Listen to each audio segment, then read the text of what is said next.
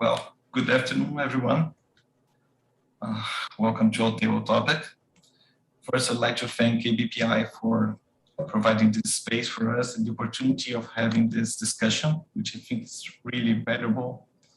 I also wish to congratulate the organizing committee and our president, Luis Edgar, for putting together this outstanding event. Well, the topic we're dealing with today is brand and marketing restrictions, but we'll be looking at it from perspective. We'll be considering how the millennials and the members of the Generation Z perceive these imposed restrictions on brand use. Do they agree with it? Do they really understand how and why these policies are implemented? How they view that these impact their favorite brands, or perhaps the way they shop, or even the marketplace in general? We are fortunate to have with us here today two professionals who have dealt with this subject extensively during a study that was made by INTA, International Trademark Association, dealing specifically with the views of Gen Zers and Millennials, and regarding these specific aspects. And they will share with us today the main findings and data that they have studied during this INTA effort to understand this better. So I'd like to introduce you to our today's speakers. First, Ms. Caroline Chicoine. Caroline is of counsel for the law firm Hirsch Blackwell in St. Louis, Missouri, USA. She is an electrical engineer and also an IP attorney and trademark attorney. She has dealt with all kinds of issues regarding intellectual property over her 25-year career, but she has extensive knowledge of trademarks, and she's very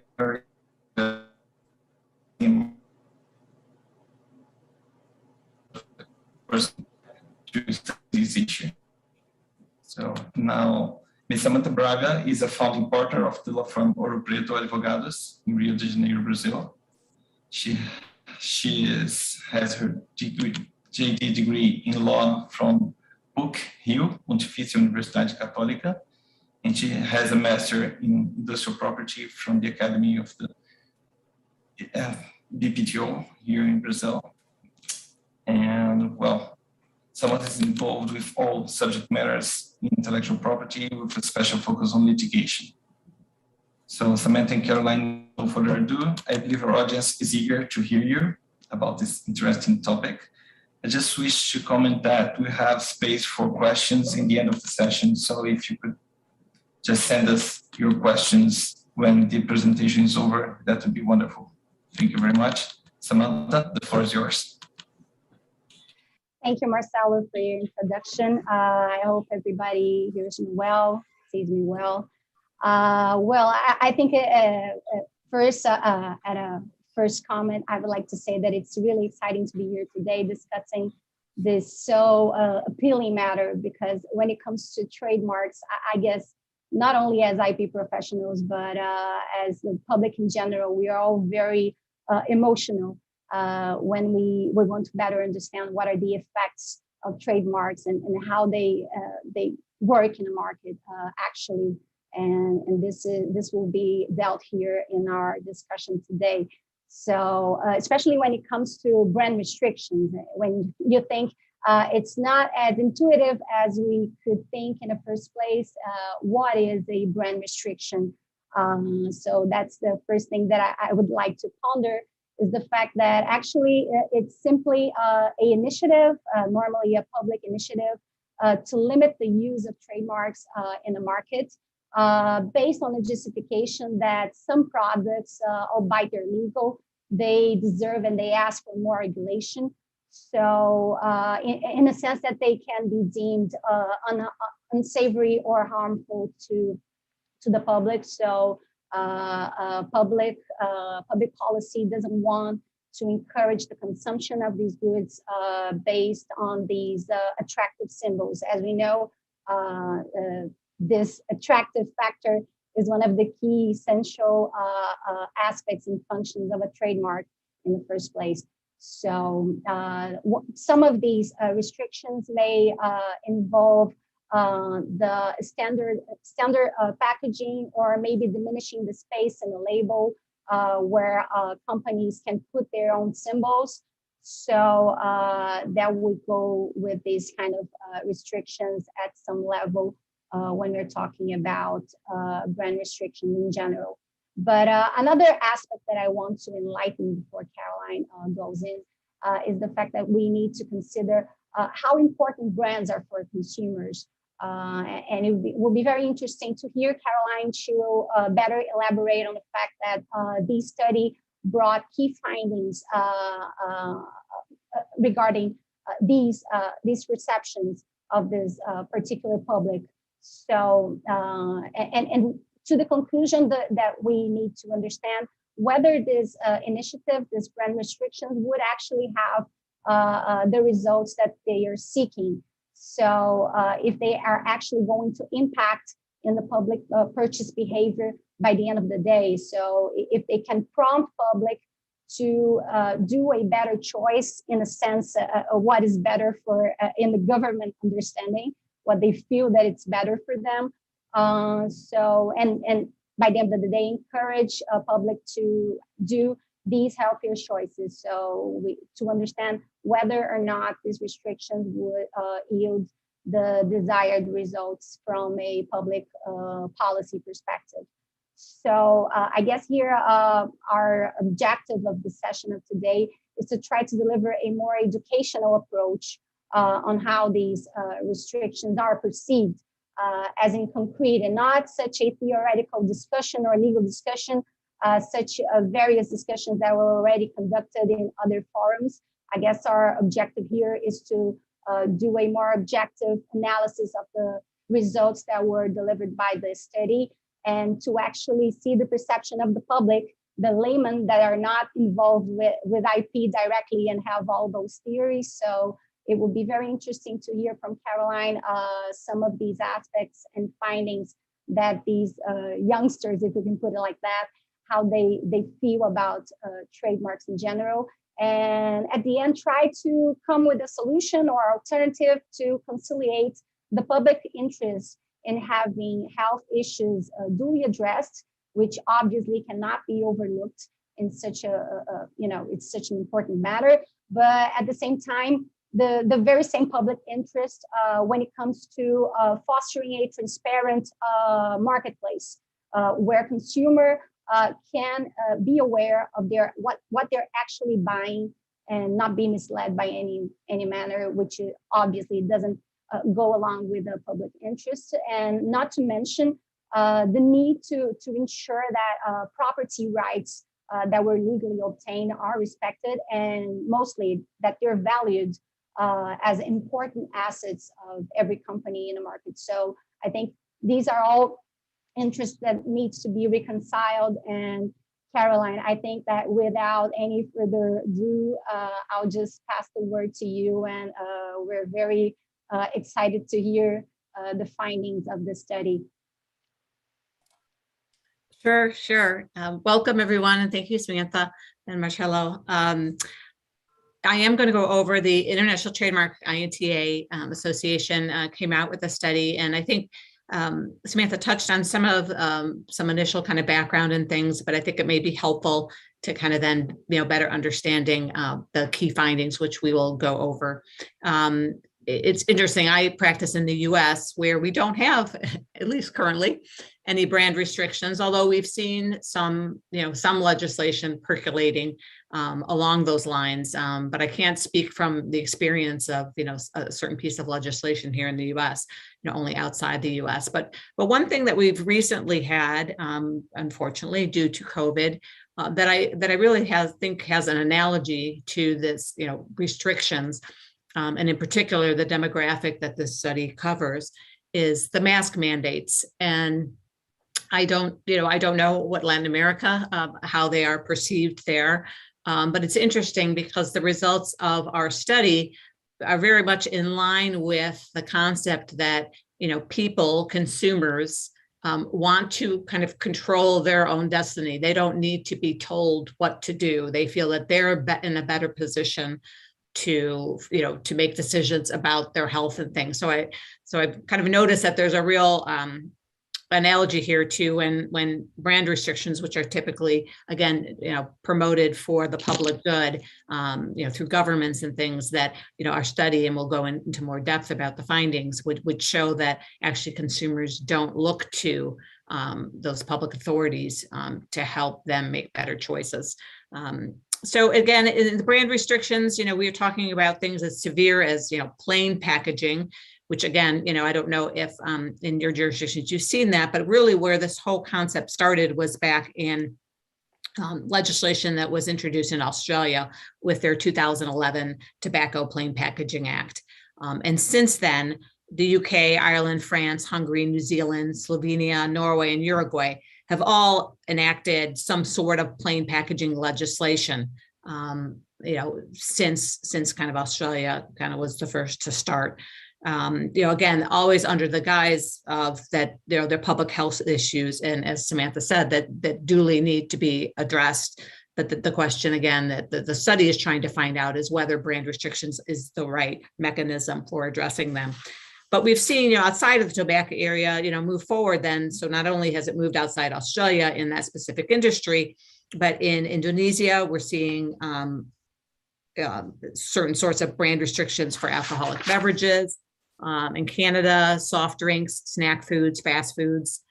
South Africa and the Dominican Republic, infant formula. Chile and Mexico, food and beverage area. And Chile also in the pharmaceutical space. So again, we're seeing now it transcend in other industries. And so one of the things, let's see here, is again, when we talk about just making sure everybody has plain or standardized packaging, is, on the left, you can see on the bottom there that that's where your brand would go. So again, someone dictating how your packaging is going to look, which is, very opposite of how brands and marketing departments work, or a standardized. In other words, so if for a certain product type or category, certain things have to be certain places.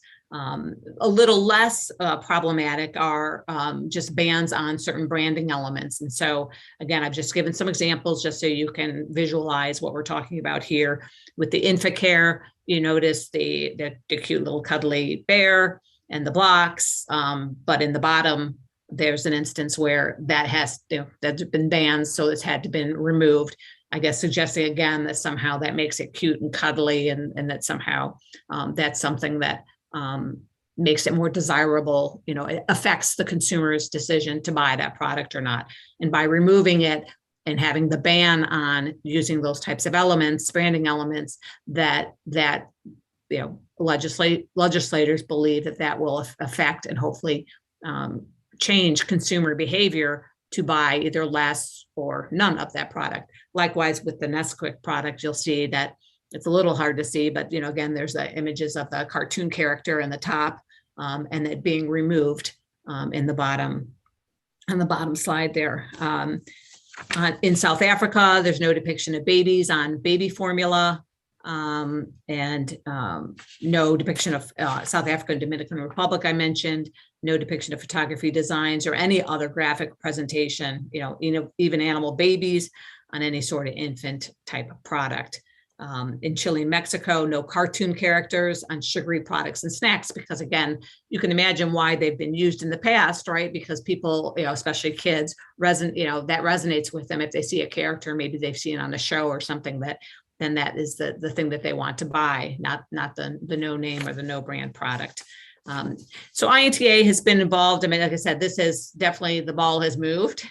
And that is partly why we, INTA, decided to do this study. I was head of the Research Advisory Council, which is a new arm of the International Trademark Association that conducts, economic studies and any studies on various, issues of interest to the organization. This obviously being a real hot issue for them. And so I refer you to inta.org and their website, where you can find their board resolutions, the most recent one in 2019, which at least sets forth their views and their positions on this area. But in a nutshell, it's the summary is to say that brand restrictions should be, there should be lots of reasons given why brand restrictions should be employed before they are employed. And if there are other less intrusive ways of achieving the same result and changing consumer behavior, those should be used before, this last measure. The study itself, just to give you a background of what it covered, it was a cross-generational research to address the attitudes of brand restrictions of the two particular demographics, the Gen Y and the Gen Z. And just so you know, why did we choose that demographic? They are the two largest generations globally. So it's important for us, whether you're outside counsel or you're a brand owner, that we understand this group, right? Because these are the people that are mostly buying our products.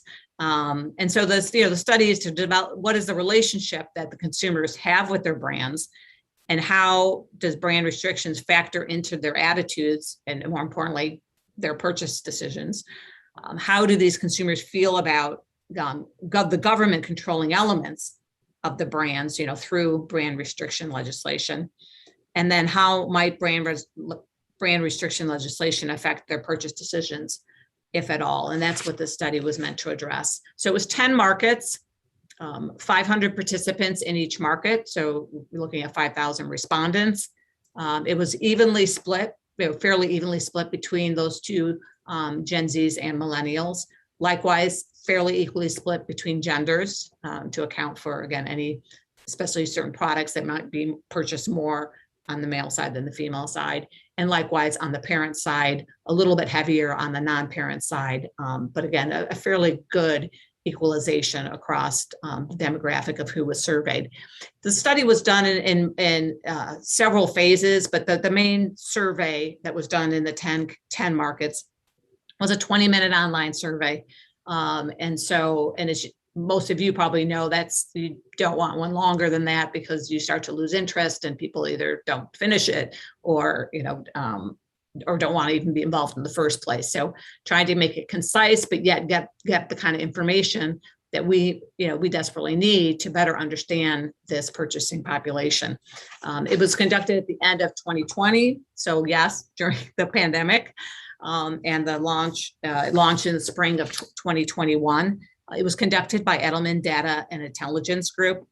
And so, one of the things that there really wasn't much difference, and I don't even know if in the key findings really, between the two demographics, the Gen Zers versus the millennials.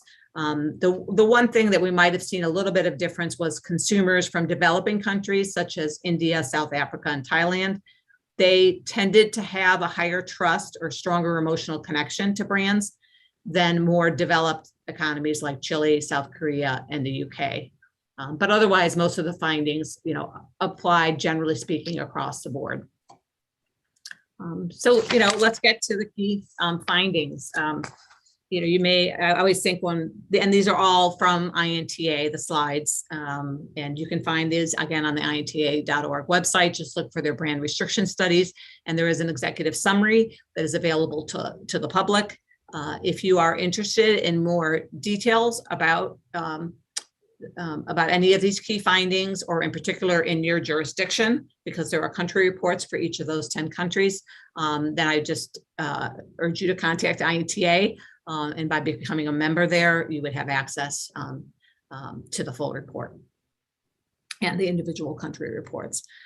But so you may say, well, why they have to spend money to understand that brands play a vital role in consumers' lives? Well, we needed one, I think, to know that was true. I think many people think that or feel that. I remember, and this is an old example, so I'm not in that demographic, but I think it was the Gap that changed their kind of logo, and this is now years ago, and it only lasted, I think, for 5 or 7 days, but it was, let's just say, not a success. It was not well received, and I think it just hits home to this thing that people grow attached to their brands, and whether it's because they feel that they can trust them more, or the quality of the product, or there's something about that brand that says something about who they are or their personality. But for whatever reason, this, the study validated that brands play a vital role and that the consumers do have an emotional connection to the brands. Here you can see 6 in 10 consumers would be sad if certain brands they loved, disappeared forever. And almost 5 in 10 say brands that they use reflect their personal values. Brand loyalty does differ a little bit across the categories. Consumers being more loyal in categories as tobacco, baby food. So again, things maybe that might have, say, a health aspect to it, but less loyal in food and non-alcoholic drinks category, which again, it does affect your well-being, whether you eat too many, Oreo cookies or too many sugary drinks. But for whatever purposes, those aren't necessarily, they don't fall into kind of that bucket of, I think when we have any product for babies, people tend to be, ultra sensitive to what the quality of the product.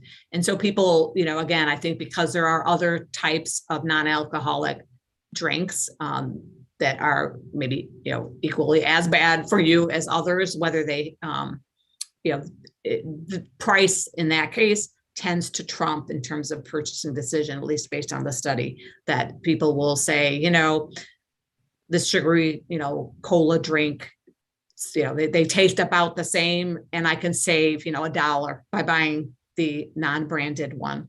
And so they're more inclined to do that, like I said, in those product categories than they would say in tobacco or baby food. I would say probably pharmaceuticals even falls within that more, where there's a little bit more loyalty. Trust and quality, though, trademarks are, in the US, they're under the umbrella of, unfair competition, but a consumer protection law. And, never forget that. And so for consumers, trust is, imperative that your consumers trust your product. I think, in the US, and this is now years ago, but I remember when Tylenol had that big scare where they had, some of their product opened up, and what did they do as a company? Because it was, it was devastating. They educated people, they admitted their, maybe their, that they didn't have the proper, closures in place to make sure that this sort of thing wouldn't happen again. But they educated consumers that they got it, they fixed, improved their product, and now it's a trusted brand, as it always has been, and things. So, but those play a critical role in driving, across the categories. But again, the safety issue is going to be an extra key in cases of baby food, pharmaceuticals, where your health can be impacted. And then this, I think, is a very important one. Brands are more trusted than governments. 7 in 10 consumers trust brands globally versus 4 in 10 trusting the governments. And so this just leads towards a conclusion that, the brands here, to me, have an opportunity and probably are better suited to educate consumers about health impacts and things about their product. And they'll be more, better received from a consumer than when a government steps in and gets involved. The next key finding was the visual branding elements provide consumers with key quality indicators, and brand logos. Because again, like all of us, if you buy something and it's good or it does what it's supposed to do and it does it well, chances are then the next time and the next time and the next time and the next time, right? You just look for the brand because you trust it. Right. And even if they then come out with a different product, a different product line, that trust kind of carries with it, at least initially. Right. And if it, again, then the product meets those expectations. So brands, again, provide also crucial information to the consumers in terms of, again, their buying behavior, what they're willing to try and accept versus non-branding elements. But non-branding elements also drive purchase behavior. So in particular, in one of well, sorry, my little thing's going off. I'll wait till there we go. price is obviously an important piece, and especially as, with COVID and the economies taking a hit, that, for some product categories, whatever is the cheapest or can be bought more cheaply, that it may dictate a consumer's purchasing behavior. Likewise, information about health, nutritional and ingredient information. And I'll talk about, because we did focus the study on that type of information, how important that was to this demographic. So this somewhat provides evidence that brand restrictions alone are not going to change what consumers buy. So again, if depending on which category, but if consumers for soda just feel like, well, I only have 1 or 2 a day, and I'm going to save, $5 by buying this cheaper one, then I'm going to buy the cheaper one. And that's going to drive my purchasing decision, even though I might like the other one better, but that's going to drive it. So the important things for brand owners to understand when this demographic is buying their products. The amount and location, this I think is a key one, of the nutritional ingredient information, which typically is displayed on the back, right, of product packaging, back, and or side, but more often than not on the back. Most of this demographic felt that it was sufficient, and that there wasn't a need to necessarily provide more or provide it on the front. Again, as long as it was there, that was sufficient for them. So again, that wasn't necessarily going to change their purchasing behavior. Another finding was that consumers misjudge the reasons behind why we're seeing brand restrictions. Like I said, in the US, we don't have them, but the countries that in the study was focused in, that included some that do have, like Chile, Mexico, that do have brand restrictions. Many thought, and this was interesting, that to the extent that a brand, there were restrictions, that it was done by brand owners. It was intentionally done to save money, whether it be advertising and that sort of thing, which is not the case, obviously. So there's an opportunity, I think, for brands and or organizations like INTA to educate people to understand that no, this is not brands trying to save money. This is because of legislation, because whether again there's health reasons or things for introducing these restrictions. So again, that was I think a foundation that I think most people, I was not aware of, at least. That was an interesting fact to know, that people actually thought brand owners were intentionally doing this to save money. Brand restrictions may not have the long-term, intended public policy outcome that the legislators who are, creating these legislations and changing consumer behavior.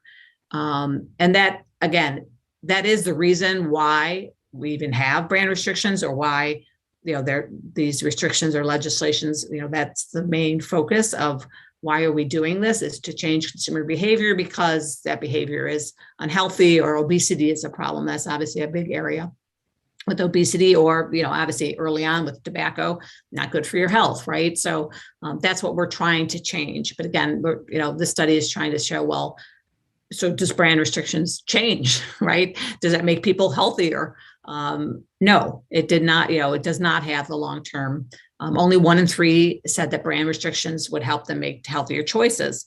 And 4 in 10 say that if warning labels were added, that just like everything, people kind of get used to them and they would probably just continue to buy the same products. Again, these are generalizations. I mean, if something said, you could die by eating it, right? They wouldn't. But, these warning labels are just, common sense information about, if you eat too much of this, or this has a certain amount of and certain fats or sugars or that sort of thing. Well, that's all on the product now in terms of ingredients, in terms of labeling laws. And so they said that if there were warnings that that wouldn't necessarily change their behavior if they really like the product.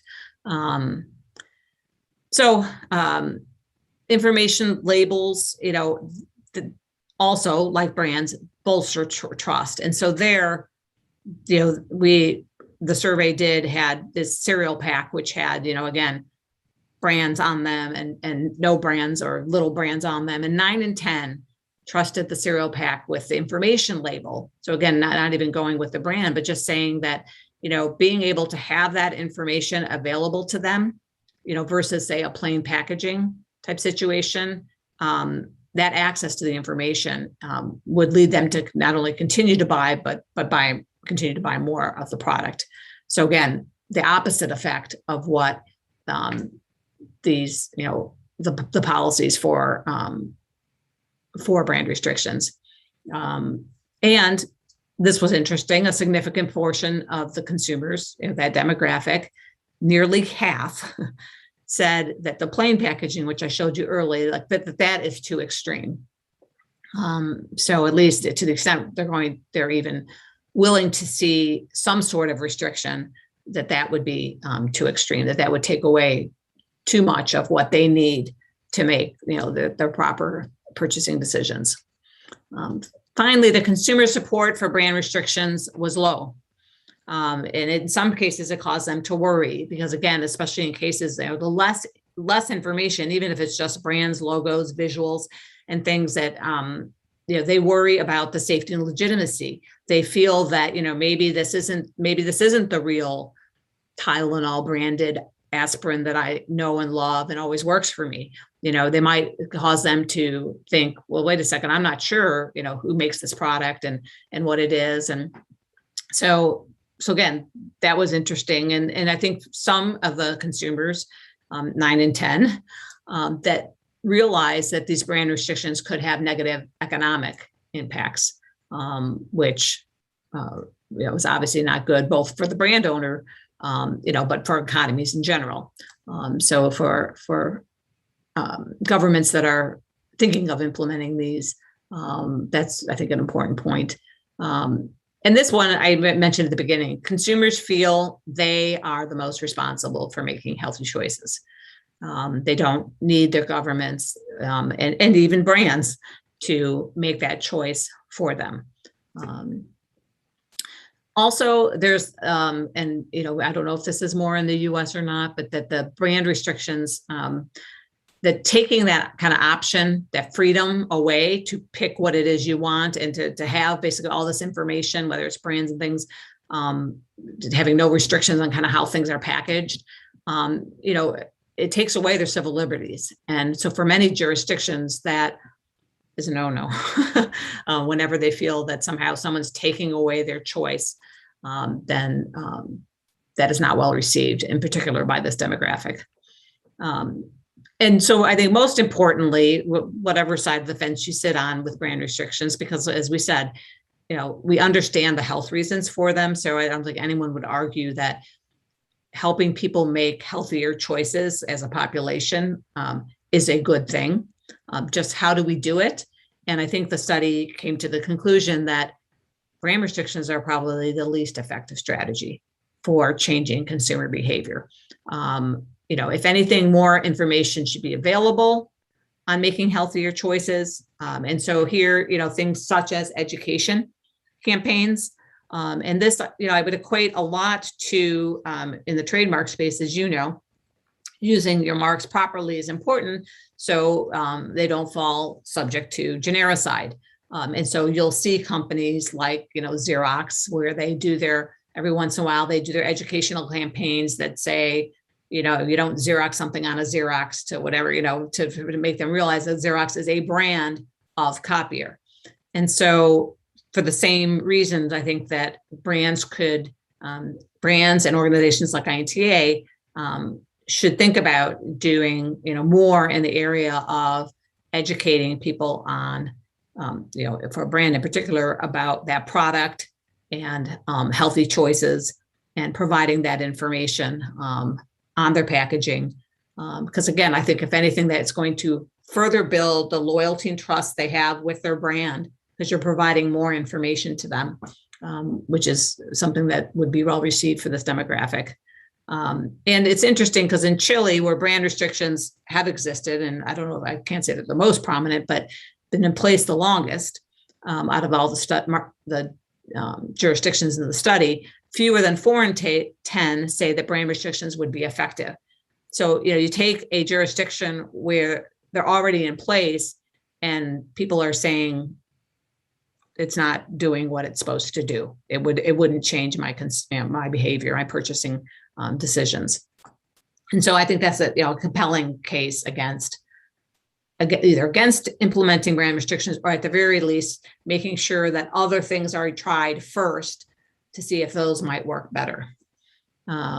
So again, I think, brands, the things they can learn is they can support consumers, right, in making healthier choices by perhaps providing even more information on their packaging. Although with the caveat, the fact that this demographic seemed to think that what currently is provided is sufficient. But again, I don't think it can hurt to provide more information, be even more transparent about the health complications of using this or that product. And government should come into play to the extent that they should start interfering in this space, keeping consumers informed of any considerations to implement brand restrictions, and being prepared to change them if we're finding they're ineffective. Because if they're not doing what they're supposed to do, then we don't need them there. And so as a brand owner, I think it's important to have at least somebody, keeping an eye on legislation, in your jurisdiction and or in the markets where your products are sold, and be actively in tune with areas where laws and things may change the way that you may be able to market your product. You can be rest assured that INTA is doing that on behalf of trademark owners, but it doesn't hurt to have a family of brands behind them to help make those choices. So I think that's it. I guess I'll leave that last slide up if people want to see more there. I'm looking over at some of my things, but I think in summary, I would say there's a couple points. Consumers trust and feel connected to brands. Consumers like the way information is currently displayed on packaging. And in fact, they've misunderstood the rationale for brand restrictions. Ultimately, consumers want to be able to choose for themselves. And actually in the survey, I mentioned that we had the parent, non-parent differentiator, and that was especially high in the case of parents for children. Education is the most effective way of helping consumers make healthier choices. Brand restrictions confuse and sometimes actually worry consumers, again, with issues of perhaps the counterfeit. And brand restrictions won't have the desired impact of changing consumer behavior. So I think those are probably the key points I would leave you with. And I'm happy to talk further and answer questions. Like I said, for further details, you can go to INT's website and see the full executive summary, as well as, like I said, if you're interested in the meat behind all these key findings, you can contact them to talk about membership, and through membership, you can get access to the full reports. Caroline, thank you for such an enlightening presentation. I guess you did a miracle in summarizing such complex topics in a very informative manner. Thank you for that, and a very educational way of us to grasp all of this information. And I do have a comment and a question, and I'll begin with the comment. One thing that we can conclude with the study is the fact that actually it was one thing that caught my attention was the price factor, right? The fact that a consumer use price as the key element to make a purchase decision is so crucial here, because it doesn't make quite a difference for you to change the packaging or the label in order to achieve such result if price is like the essential aspect that they will see and will lead them to do a purchase. And coming back to what I commented in the beginning of the session is the fact that we need to conciliate interests here. So if we're not achieving the health aspects that we want, why to compromise? Why to make it more difficult for consumers to see what they want in the shelves, in the market, in a general way of speaking, And one point that I remember seeing in the study was the fact that they were worried of buying more counterfeits. So that would absolutely would impair their ability to see the product and make aware. You may have awareness of the choice that they're making. So for me, it doesn't seem like a good result out of it. And not to mention the fact that trademark owners would be impaired of using their marks as they are used to, and they would need to change their policies and everything, and all the investments that they have made on those distinctive elements, for many decades in several cases. So it was interesting for me to see that the price factor was the factor for consumer choice at the end of the day. And that was one of the aspects that caught my attention in the study. And one question. I'm sorry. No, I was going to say, just to keep it, so again, if you look at, price was at the top, in most of the countries, somewhere down below. and I guess it was, and correct me if I'm wrong, I think it was the paramount in most of, almost, if not in every country, I think in most of them. So it was kind of a very homogeneous result here. So it's something that's almost unquestionable. It was very surprising for me, because I thought brands would have more impact than what they actually have. But on the other hand, consumers expressly said that they would be uncomfortable of not having those brands there at their disposal as a second element or third element. It doesn't matter. It's just it doesn't convey the objective that it was intended in the beginning. So I think it's enough for us to see that it doesn't attend the objective. And it was, for me, it was very surprising to learn that from the study. And what the question that I had for you, it was, for me, it was interesting to see that that people were misled about the fact that this would be not a regulation, but a choice from the companies. It was actually, for me, it was disturbing, because I never looked at this as a possibility, and it is disturbing to see that it can come up with in a way, and I correct me if I'm wrong again, but I guess the study says something about that companies would be doing that to save costs when it's not at all that. And so I guess that would be a wrong perception from consumers about companies. And from what we saw from the study, the trust factor is also very important. So that would be, in your view, a very negative reputational aspect for the companies, not only having to deal with the restrictions per se, but also with this unintended or wrong perceptions of the company from these consumers that would think that they would be doing that just to save costs, or as a strategy, just with economic reasons, or to save money, or different, that doesn't necessarily mirror with the values that these millennials or Gen Zers they want from their marks. So that would be a very bad setback for companies, right?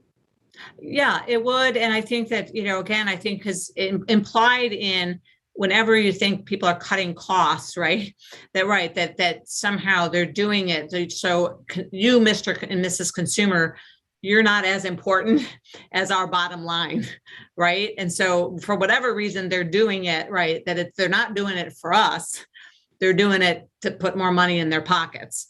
And that makes people mistrust companies. And so, it's an unintended consequence of the fact that these, restrictions are being implemented, to understand that, these are being forced upon brands, that it isn't something that they would do, intentionally on their own. So I agree with you.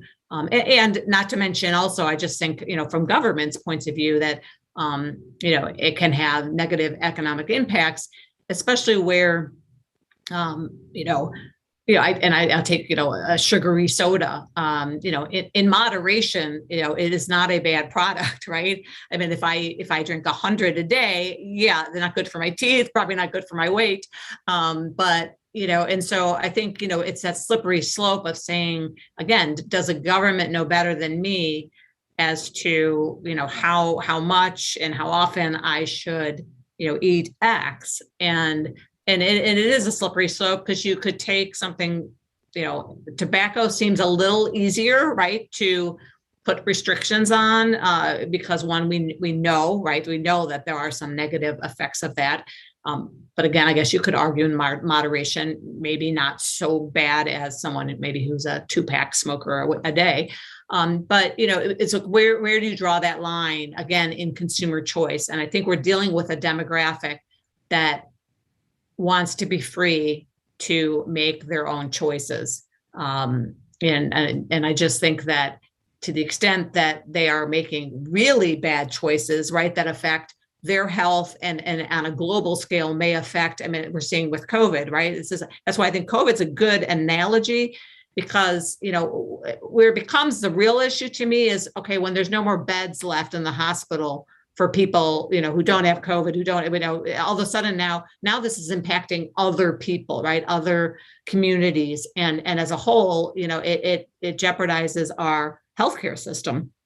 And so, so one, you want to think that, okay, well, we need to be kind of at that level before we start implementing, rules where the government comes in and does these things. And so, so to me, it's different kind of in products, is to say, okay, well, for the most part, I don't want the government telling me what to do, unless me and others are just, kind of so overwhelming the system that someone needs to step in and be the grown-up, and say, okay, well, we need to implement some things. And even there, the study is suggesting that being transparent and education and more access to information is a better way to get people to change their behavior than to force things on them. Exactly. When you have a study that reinforces this initial impression, is a kind of a relief, right? Because and I remember that we talked before during the study about this. And one thing that I think it's important, and that you comment during your presentation, is the fact that when it comes to trademarks, we are already educating people, right? Because we need to make them perceive that symbol, to have a secondary meaning, to convey that it's a certain kind of origin. And so it goes without saying that education is involved when it comes to trademarks. So why not use this efficient strategy to also educate people on healthier behaviors? And so it's interesting, because when it comes to trademarks, it's like the first choice. And I guess the study just showed us and corroborates that this alternative seems more simple, less restrictive to other rights that are involved.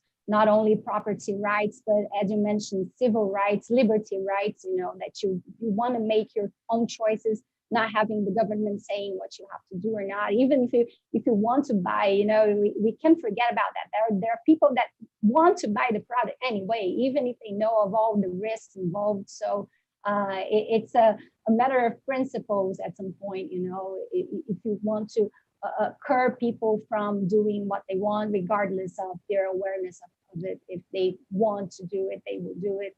And so I guess it's, but the concrete thing that I would like to point out here is that this educational aspect is very easy to implement when it comes to trademarks. So it was something that it was good to see in the study that Millennials and Gen Zers put that as the first alternative to address the matter of brand restriction. So it just goes perfectly with what we thought about the better way to deal with it. One question here. Of course, we are talking about governments, and the brand restrictions end up being a response to the needs of society in different ways.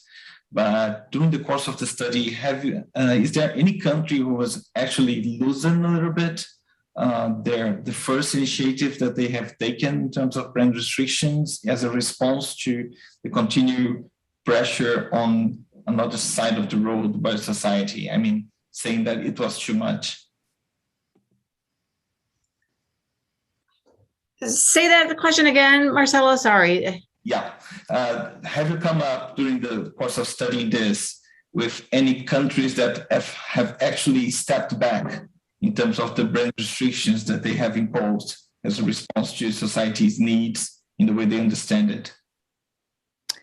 You know, if I understand the question, because the study was just, just launched. It was done in 2020 and things. So one, I mean, so, in terms of, right, we haven't seen anything yet in terms of anyone necessarily, I think, changing their ways. And and as you know, most people know legislation, typically takes a long time, right? It's like making sausage, right? It takes a long time to get through the pipe there.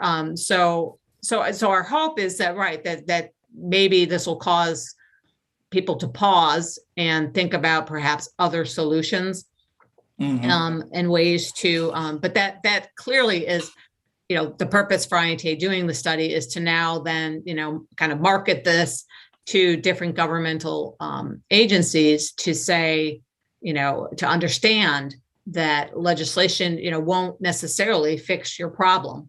And so, and they, like I said, are being, I think, part of the table. But so, and being part of the Research Advisory Council for INTA is, one of the big pluses that they didn't have until they created kind of this arm, this educational arm or academic arm of INTA is to be able to, it's hard to go to governments and say, this is the way it should be, right? Well, because we know this, and we know, but when you have the data and the facts that back up what you're saying, and I used to, still do play around in the internet space a lot, but when I used to be more actively involved with ICANN, it was that same sort of thing that we would say, well, no, infringement on the internet, especially with domain names, is a huge problem, and so, but it fell on deaf ears because we didn't have the numbers, we didn't have the facts to back it up. I mean, even though we all were like, oh, come on, this is a problem, like, don't pretend it's not. But until we had a survey, and facts to back up our statements, then we had more credibility. And so I think with the brand restrictions, that's the hope, is that this gives us then the credibility, the facts behind our positions that say, at the very least, pause and really explore, will the specific thing that you're proposing, alter consumer behavior? And are there other ways to do it that would not have a potentially adverse economic effect, on your markets and things? And so, so that's the hope. The hope is that it will cause people to continue to have a dialogue about what's the best way to, address some of these health and safety issues. I think it's interesting because education is just a way for you to have such changes in the behavior, but in a not as an order. People will just be self-conscious of what they want or not, so they will do it voluntarily, do these changes. And I guess the fact that the study was focused on Gen Zers and Millennials also brings us a perspective here that these are consumers that are very keen to principles and to values and to, seeing a label and seeing the information in general that's written there, which was also another factor that came before brands per se, but they want to see all the information there to see if the product is green, if it's tested with animals and so on, so they can do they can be aware of the choice of the purchase that they're doing. So especially when it comes to this kind of consumer, I guess it's interesting to see that they are sensitive to other aspects involving the product more than the brands, which would be a justification for you to implement such a harsh restriction on the way that companies can act in the market. And as you mentioned before, this would demand such alterations in the way that they behave in the market that would imply cost. Of course, we know that that should not be the key element, but a cost for you to be in conform with the law or with the regulation, and would be harmful not only to the companies but also to the public. So whereas they are just looking at the information and more preoccupied with other aspects of the product. So the study involving this public was also very interesting from this perspective as well. Well, and INTA recently, before this brand restriction studies, last term, did one on this particular demographic, again, specifically because it's one of the largest demographics. And it was clear even from that study, which again can be found on the INTA website, but that they do look to brands, that they would rather have brands kind of educate them on certain things. And so again, I think this kind of validated that finding, that I think for brand owners, they have a real opportunity here to provide that type of information in the way they want to provide it. Because do they want to put on their thing that, okay, like I said, if you drink 4 of these a day, you're going to lose your teeth, or of course not, right? But if they can present it in a way that exemplifies that, obviously everything in moderation, whatever, however but again, they get to set the message for how with their consumers, and knowing though that consumers want to hear that they like when brands are kind of looking out for them. And so, again, it builds and bolsters that trust that they already have, in your brand. And it says, oh, they're looking out for me. And so I think it's important. And, and we're seeing brands more and more getting into the social space, right? With social issues. Absolutely. Right? Yeah. And so, that's what I'm saying. So it's not a mystery that, and brands have been, I think fairly reluctant to get into that space. But now they are kind of jumping in. And so to me, again, I think it shows that they understand that demographic, that consumers want and expect them to kind of take a stance on certain issues. I wouldn't want to be the one that decides, right, which ones are the ones to stick your neck out on. But even so, like I said, it needs to be done. And so brands have a very powerful place in the marketplace to do good. And so I'm hoping that the study and knowing the results of them, that they'll slowly start to kind of provide even more information that will help consumers, make healthier choices. Yeah, and I guess you're right, because if there is any kind of investment that companies should be making is in this kind of initiative, not to do adaptations to have people not having information, which is the case here with brand restrictions. On the contrary, I guess the investment should be made to give more information to the public and to create more awareness and build a more solid and more healthier relationship between companies, their products, and the public in general. So we would be focusing in giving information instead of taking information out of of the market, which would be the case here. So I guess that's the message at the end that the study just conveyed to us, is that this educational factor is just crucial, and we should try to put it out there, this message, and say to companies, please go there and engage yourselves, just put out there in the market what are the how do you want your public to perceive your mark.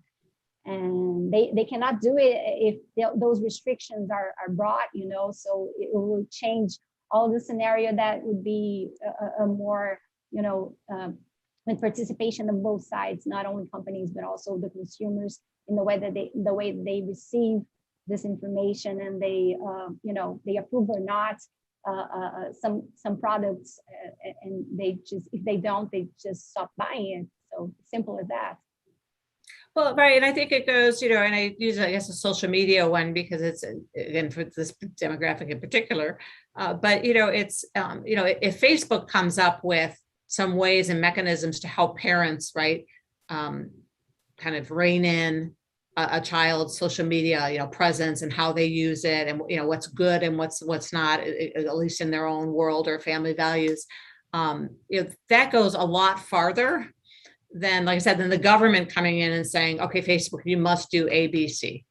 And so, and I think we're seeing it even on the social media side, because the answer is not to just shut down Facebook, right? Because it does have, lots of positive features and things that it contributes to society and to our lives. Some people may argue that there's some things they don't like about it, but like I said, the answer is not to just then shut it down completely, is to say, okay, well, how do we adapt it so that, because ultimately, the answer is don't use it, right? If it's something that truly offends you, or, you don't have to use it. You don't have to buy the product, right? And so whether it's got the cartoon character or not, if you know that maybe eating this is not good for your health, then don't buy it.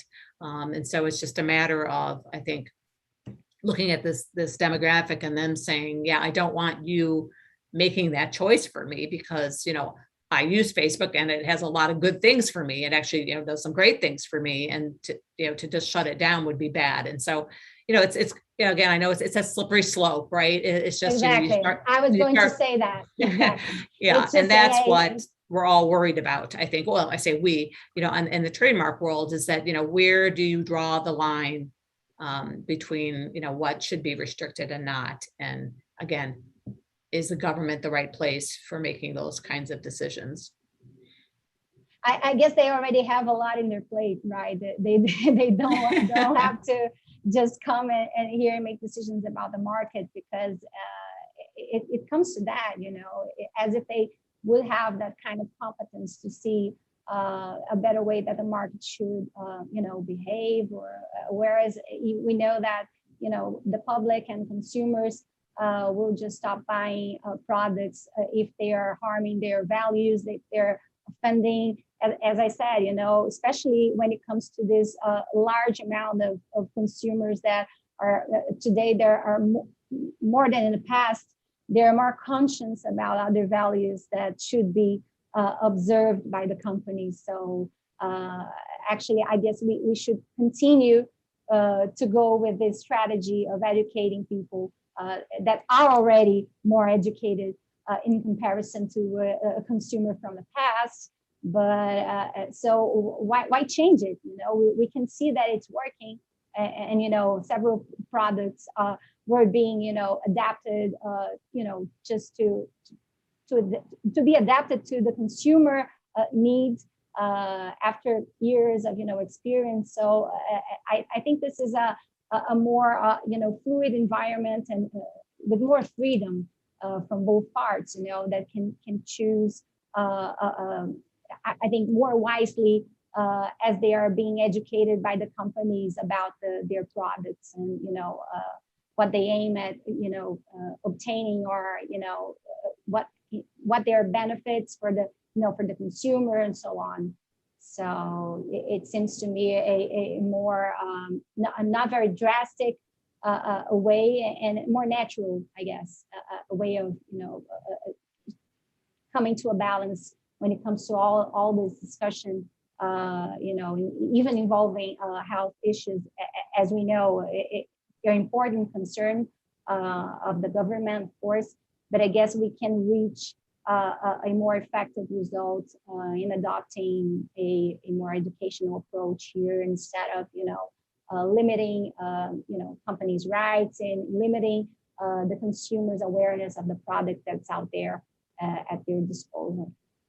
Yeah, and I think again, because most of the time these things come up because of health type of issues and things. So again, right? I mean, all of our kids, are required, right, to go to school, or maybe homeschooled even, but still, even with homeschoolers, that that's a huge opportunity to educate people on diet, on nutrition, on, again, on moderation, what is a serving size, what is it, that's the way that you hopefully instill in them early on about, proper eating, behavior and habits and things in terms of what they buy. And that's, again, we should start there and see if we'll see some changes, as opposed to, like I said, just, taking a product off the market. Because as we know, I mean, even here, in the United States, with guns, it's like they'll find it, they'll find a way to get their sugary sweet wherever it is.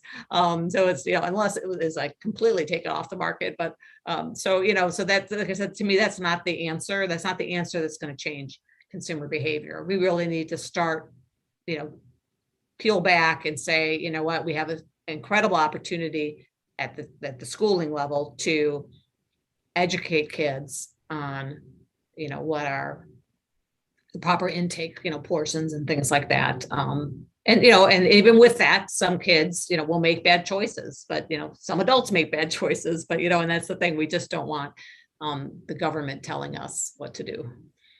Exactly. And when you feel it, when you just go a little bit further in thinking about this, the repercussions of possible restrictions in the way of using your brands, is the fact that we want an economy that it's free, that is active, people, that it's an environment of innovation, of people making new things, social media. I guess the past 10 years were just a boom of new things that come out there. So for me, it seems a little bit strange to have, it would be like a setback in my view, for you to limit the way that companies can, use their assets in a way that can communicate better with the public, and then when you put a restriction out there, while we're going in a totally different direction when it comes to innovation, into freedom and people that are interacting with the companies more than ever.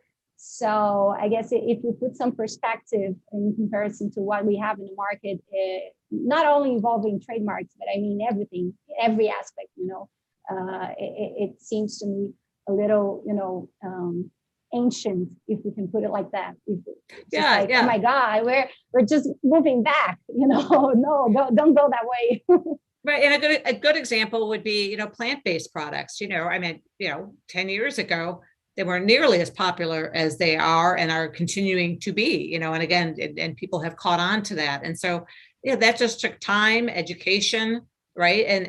But now now there's a real market for plant-based products. Absolutely, wow. And that's a good thing, and I think, so if you look at it more like, let the market kind of, like you said, let people innovate and come up with new ideas to provide, whether it's healthier options or things, and the people will come, and so, that's a better outcome than saying there'll be no more meat. Yeah, you're right.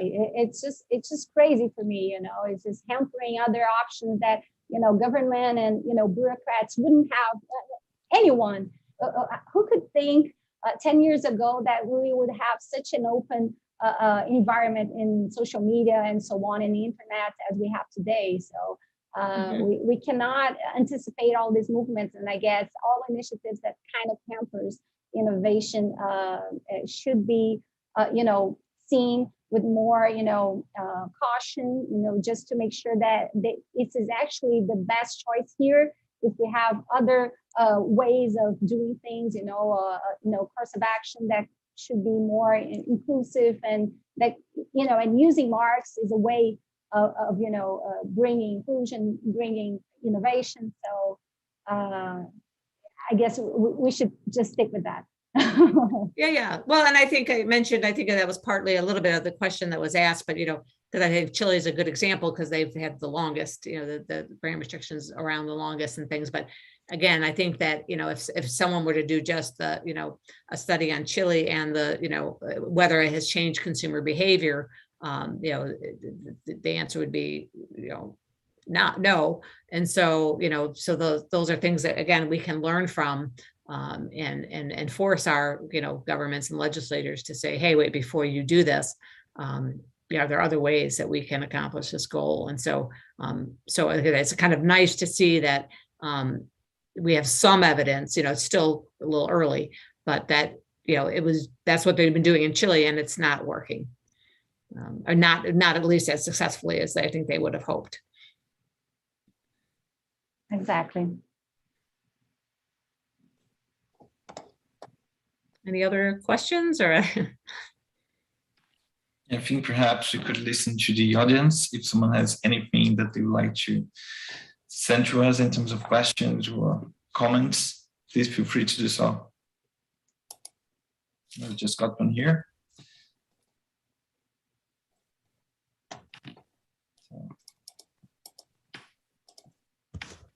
As restrictions on brands have not been shown to be so effective, can a greater effort to improve the legislation on deceptive trademarks be an alternative for not having their rights granted and made available in markets? Entities for the protection of collective rights would be entitled to administratively oppose trademark applications based on such allegations. Oh boy, I'm looking on my screen here. Is that like in the, Yeah, it's in the chat. I need to see that. It's in the chat. Okay. It's in the chat. I need to see that. Okay.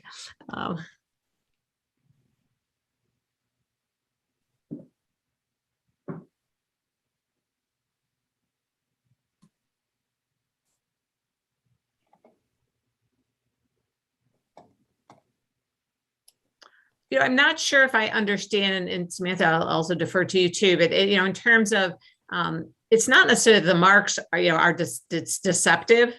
So it's not as if we can catch them at the filing stage to say, oh, well, you're not going to get a trademark for that, because where we're seeing the brand restrictions, again, the few examples I've given, that, they don't like these cutesy images and things, so it's kind of what's on the packaging a lot, that's how the brands kind of package the whole product.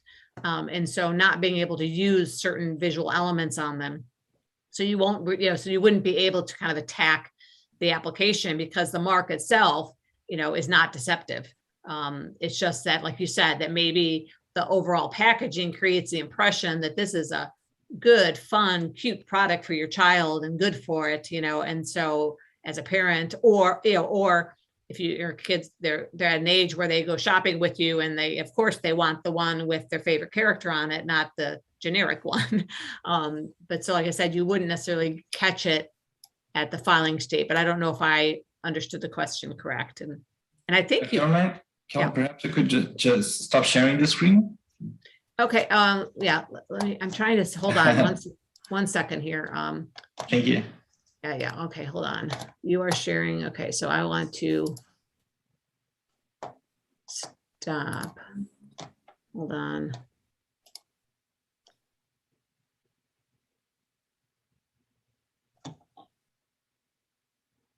Let's see, how do I, just looking at how I just stop. Is it? Well, I don't know while Caroline is trying to Yeah, you just press the share screen button.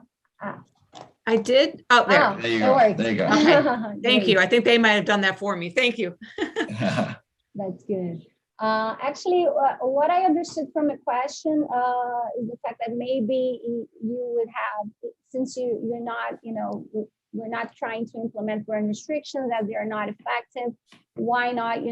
I think they're kind of different topics here, because if I understood correctly, is the fact that maybe you can, attack, marks that are misleading per se, without not necessarily having like a trademark right to support, maybe a more open opportunity for you to attack marks that are infringing or something. I guess that was the question here, but I guess it doesn't really relate to the brand restrictions per se. Maybe, of course, we have to think about the environment as a whole, of course, and for you to fight counterfeits, this is of course the enforcement aspect is very important.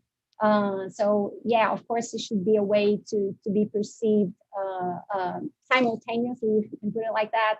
But I guess it's not necessarily related to the restrictions that we're talking about here. But again, I'm not sure if that was the question, but as I could understand, maybe to have more options for people to oppose to other marks, not necessarily based on your own registration that you may not have, but still you want to not have that mark being granted and issued, and then try to cut the evil from the beginning, I guess. And I think too, I don't know if this, again, if I'm reading it right, but, because in the US, because, you think about, okay, well, what if the packaging as a whole, right? Not just necessarily the mark by itself, whether it's a word mark or a logo, but is deceptive, right? Because it's suggesting maybe, right, that this product's healthier than it is. But again, so there might be some claim that somehow, under competition laws, that somehow that they're creating the impression, and people are acting on that misimpression to buy the product. I think it would be hard, very difficult to have that causation, but lawyers are very creative, so that might be a way. Again, it would depend on the facts, but in the way that the packaging is, how deceptive is. I mean, is that really the thing that caused them? But for the little cuddly teddy bear, they would never have bought the product, and they thought that the product would have these qualities and it doesn't, and that sort of thing. So I think it would be difficult. I mean, I think. I think that if there are things about certain products that, let's say, even like, you somehow want to, prevent your competitor from, right, marketing or selling a certain thing, and you're thinking, oh, okay, well, people are buying it anyway, even though it's bad for them. Well, that's unfortunately, that's just what it is. And I don't know. Yeah, I would go from it at that perspective. It's a competition thing, it's just, in a way it happens, and if you don't have a right to, to try to enforce over there to justify that you're opposing to an application, unfortunately, there's not a lot for you to do when it comes to preventing. So it's, yeah. Well, and this could be used also, I'm really thinking outside the box here, that, about like comparative advertising. So you as a competitor, maybe that would be an alternative. Yeah. You educate and say why your product doesn't have all the, crap that the other product doesn't have. But this is kind of, I don't know if this is kind of getting to where, I think it was it Bud Light? I mean, they're AB, at least the, former AB, now InBev, it was headquartered here. And so with the corn syrup in their beer, right? And they really made a big hoorah about the fact that the other guys had corn syrup in their beer and things. And so, again, those are ways to, comparatively advertise to say our product doesn't have that, or to promote whatever the healthier, characteristics of your product. That, again, Yeah, very well put, Caroline. I guess it should be other ways for you to try to challenge this, if we can put it like that, misuses. You try to go after, maybe a self-regulatory when it comes to advertising that we have here in Brazil. You can reach out to a organ that goes and resolve this kind of, disputes administratively. And so, but not necessarily going to the trademark office, but even in the worst case scenario, you just go to courts and try to develop a legal opinion or a theory that you want to establish to say that use should not be implemented, and try to go that way.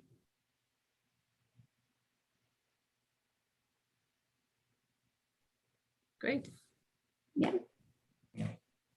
I don't know if we have any more questions from the audience or comments.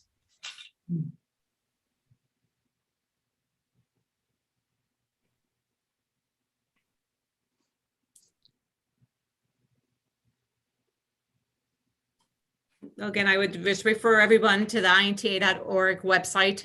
Like I said, and you can get the 3 slides that I had, as well as other slides are provided in an executive summary, and I believe that's available to the public, that you don't have to be members You can find that right on their website. I tried to go in not as a member, and I believe I was able to access the executive summary. So that's available for everyone. And of course, if anyone has any questions or follow-up, feel free to reach out to either Samantha or I. We'd be happy to answer any questions. Well, so absolutely, yeah. Caroline. It was such an enlightening presentation. Thank you so much for being Thank here. you. Yeah.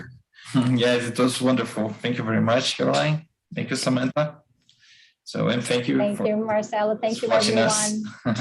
All right. I'm Stay also healthy, everyone. available if you have Okay. my contact if you want to clear something up. I'm fully available after you.